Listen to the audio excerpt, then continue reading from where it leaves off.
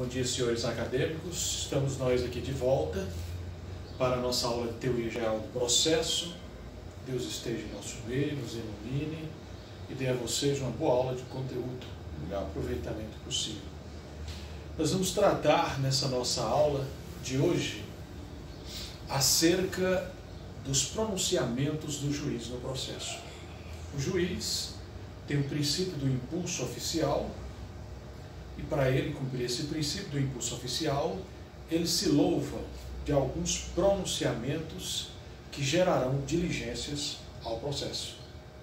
Esses pronunciamentos nós vamos analisar eles hoje aqui, numa estrutura de PowerPoint, verificando todos os dispositivos legais que existem neste particular no nosso Código de Processo Civil de 2015. Nessa abordagem didática, pedagógica, para que o acadêmico possa estar assimilando, além da nossa voz, uma relação direta com o dispositivo legal. Então, analisemos, portanto, que o juiz, para impulsionar o processo, nesse contexto de suprir o seu andamento, porque o impulso oficial vem do juiz, a parte tem a iniciativa de começar o processo, mas o impulso oficial vem dele. Ele vai se louvar de despachos, decisões interlocutórias e sentenças. Os despachos, nós sabemos que são aqueles comandos que o juiz dá no processo, que são todos os demais atos que não sejam decisões interlocutórias ou sentenças, eles serão considerados despachos. E é claro que no despacho nós não teremos esse comando decisório, seja decisório nesse contexto de decisão interlocutória, ou com solução ou sem solução de mérito. São atos de mero expedientes, como intimar uma testemunha, designar uma audiência, dar vista ao Ministério Público, designar uma perícia, uma audiência de conciliação, intimar a parte para pagar as custas processuais ou diligência. Utiliza-se, portanto, o despacho no prazo de 5 dias que o juiz tem para fazer isso. De outro lado, teremos as decisões interlocutórias, e essas decisões interlocutórias não estão relacionadas a essa finalidade de extinguir o processo. São decisões que poderão antecipar o mérito, do processo, o pedido, quando o juiz verificar que se fazem presentes os requisitos, os pressupostos. Então, a decisão interlocutória comumente vem nesse sentido. É algo que se surge de forma incidental no processo, a exemplo de quando o juiz saneia o processo, definindo que provas serão apreciadas por ocasião da instrução e julgamento, em que a defesa, representando o réu ou o autor do meio seu advogado, irão arrolar as testemunhas e juntamente com o Ministério Público. Então ele traça os pontos que entende como controvertidos e essa decisão, por tratar-se de algo incidental no curso do processo, que é um divisor de águas no processo, ela tem essa característica de decisão interlocutória. Assim também tem as decisões hoje, que já foram tutelas antecipadas, são chamadas decisões de tutelas liminares, que o juiz, verificando presente os pressupostos legais, os requisitos e exigências legais, ele pode antecipar o mérito, mas é uma decisão apenas liminar. Ela pode até ser confirmada ao final do processo, mas nesse início ela tem essa característica de provisoriedade, de caráter liminar. E por fim nós teremos as sentenças. As decisões interlocutórias, o juiz tem um prazo de 10 dias e contra elas o recurso que cabe é o agravo de instrumento, que pode ser retido ou não, o agravo de instrumento, e as sentenças o juiz terá até 30 dias e as sentenças irão extinguir o processo com ou sem solução de mérito. Estão lá nas hipóteses do artigo 485 e 487. Se for extinguir o processo sem analisar o seu mérito, sem entrar a fundo na questão debatida no processo, ele vai extinguir esse processo por meio de uma sentença nas hipóteses do artigo 485. inépcia da inicial, homologar pedido de extinção, conhecer de que aquela lide já está numa corte arbitral, quando faltar algum dos pressupostos de desenvolvimento regular do processo, constituição de desenvolvimento regular do processo, quando o processo ficou paralisado por mais de ano, por inépcia das partes.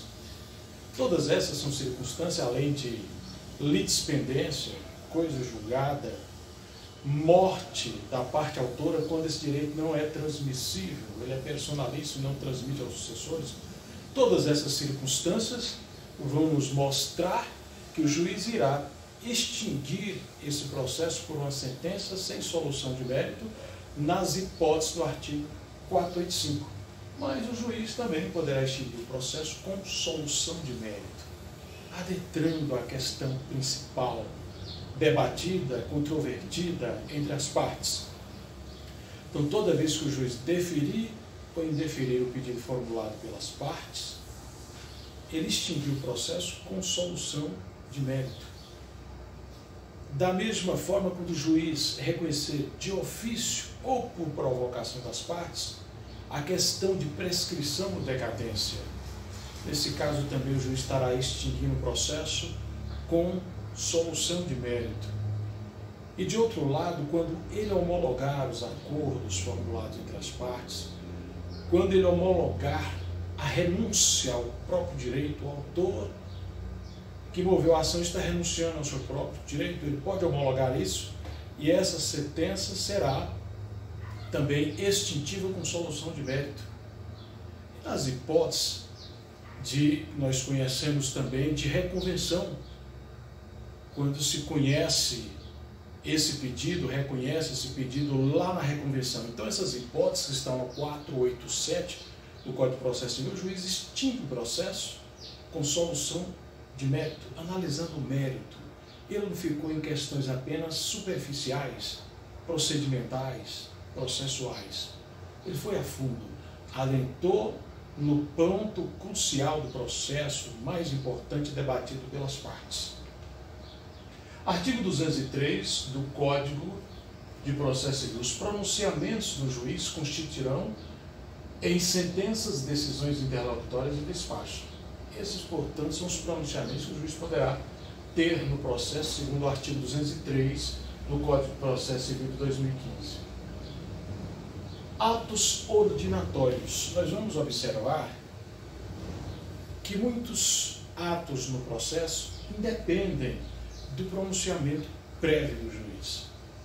O próprio escrivão, a escrivania, o escrevente, chefe de secretaria, terminam praticando esses atos, que serão revisados posteriormente pelo juiz e ratificados, como autuar o processo, numerar e rubricar as páginas, abrir vista às partes, abrir vista ao Ministério Público. Todos esses são atos ordinatórios de uma praxe costumeira, comum, que tem que acontecer no processo. Então o juiz, logo na sequência, ele simplesmente fiscaliza, analisa se tudo transcorreu normal, se o processo foi autuado, se tem número, se foi distribuído, se as páginas estão rubricadas, se era uma ação que realmente precisava abrir vista ao Ministério Público como fiscal da lei, custos leves, interesse de menores incapazes. Ele, verificando tudo isso, ele vem com o próximo despacho já ratificando esses atos meramente ordinatórios praticados pela escrivania, pela serventia, que não depende de um ato do juiz no processo para isso, de um pronunciamento. O juiz só fiscaliza e ratifica isso posteriormente. Artigo 203, parágrafo 4º do Código de Processo Civil. Os atos meramente ordinatórios, como a juntada e a vista obrigatória, independem de despacho, devendo ser praticados de ofício pelo servidor e revistos pelo juiz quando necessário. Então, observem que aqui nós deixamos de tocar nessa questão muito importante, que são as juntadas. Quem procede às juntadas dessas documentações que são carreadas aos processos, o mandado de citação, o AR que chegou, a carta precatória, é a própria escrivania. E às vezes se pergunta, e ele fez essa juntada dentro do prazo legal? Estava fora do prazo? Se acontecer essas questões, o juiz irá, num comando, num despacho, num pronunciamento, determinar que a escrivania certifique se a defesa foi elaborada dentro do prazo legal, do prazo previsto. Então, essas questões todas podem ser posteriormente fiscalizadas e ratificadas pelo juiz no tocante a essa juntada de documentação, né, que é feita pela própria serventia no processo. Despachos, conceito e recurso cabível. Os despachos, segundo o novo Código de Processo Civil, no artigo 203, diz muito claro que são todos os atos de pronunciamento do juiz no processo que não sejam, é claro, uma decisão interlocutória ou uma sentença. Os demais atos, todos eles, serão considerados despachos de mero expediente. São questões de expedientes que caminham no processo. O juiz terá 5 dias para sua prolação e recurso contra eles não cabe, não existe. Na realidade, as partes algumas vezes se louvam daquele expediente chamado pedido de reconsideração, quando se percebe, por exemplo, que o despacho surgiu no processo de forma tumultuária. Não era necessário e ele vai realmente tumultuar o andamento do processo, atrasar, procrastinar. Então as partes interpõem ali uma petiçãozinha e pede ao juiz que reconsidere aquele despacho. E se houver uma insistência, as partes poderão ir na corregedoria, pedir para avocar aquele processo para corrigir o despacho tumultuário. Mas a regra é que não existe nenhum recurso dentro desse rol de recursos que nós temos no Código de Processo Civil para enfrentar um despacho, né? As partes vão se louvar de outros mecanismos tentando solucionar essas situações.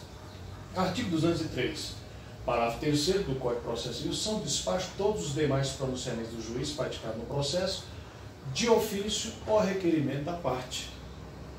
O impulso oficial do juiz dá por si mesmo, mas esse impulso pode ser provocado pelas partes que querem a diligência intimatória por uma testemunha, que querem a realização de uma perícia, que querem uma antecipação de uma audiência, porque talvez o testemunho esteja viajando ou esteja em estado grave de saúde.